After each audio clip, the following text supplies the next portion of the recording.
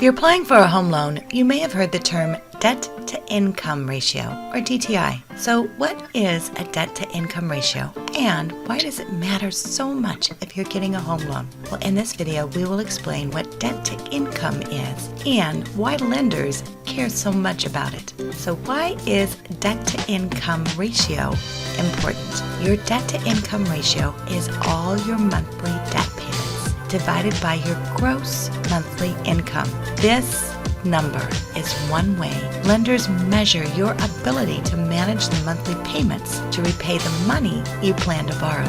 To calculate your debt-to-income ratio, you add up all your monthly debt payments and divide them by your gross monthly income. Your gross monthly income is generally the amount of money you have earned before your taxes and other deductions are taken out. For example, if you pay $1,500 a month for your mortgage and another $100 a month for an auto loan and $400 a month for the rest of your debts, your monthly debt payments are $2,000. $1,500 plus $100 plus $400 equals $2,000. If your gross monthly income is $6,000, then your debt-to-income ratio is 33%.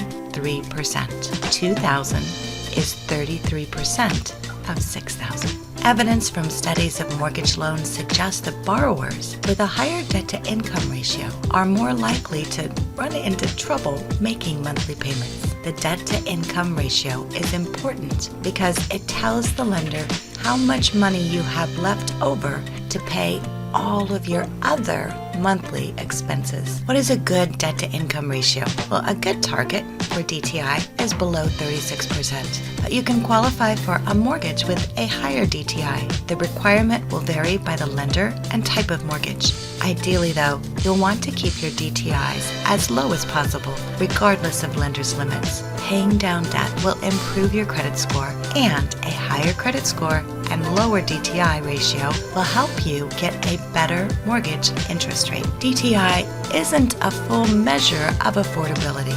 Although your DTI ratio is important when getting a mortgage, the number doesn't tell the whole story about what you can afford. DTIs don't take into account expenses such as food, health insurance, utilities, gas, and entertainment, and they count your income before taxes, not what you take home each month. You want to budget beyond what your DTI labels as affordable and consider all your expenses compared with your actual take-home income. What to do if your DTI is high? The higher your DTI ratio, the more likely you are to struggle with qualifying for a mortgage and making your monthly mortgage payments. The first thing you want to do is to pay off debt. To lower your DTI ratio, pay off as much of your current debt as possible before applying for a mortgage. In most cases, lenders won't include installment debts like car or student loan payments as a part of your DTI if you just have a few months left to pay them off. Next, avoid taking on more debt. For example, don't make any big purchases on credit cards before you buy a home.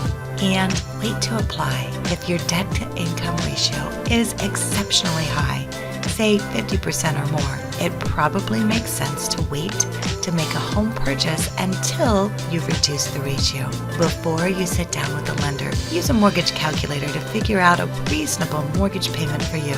The lower your debt-to-income ratio, the safer you are to lenders and the better your finances will be. And if you have questions, be sure to check with your mortgage lender. They can tell you what your DTI is, what loan programs may be available for you, and what steps you can take. Hi, I'm Lori McMortgage, and I help people buy homes when they don't have the cash to pay for it. If it's your first home, your next home, or your rental home, my team and I will make sure you have the right financing in place and the process is smooth and easy. Thank you so much for watching today. I hope you enjoyed the video, and please reach out to us at the information provided. We can't wait to talk to you.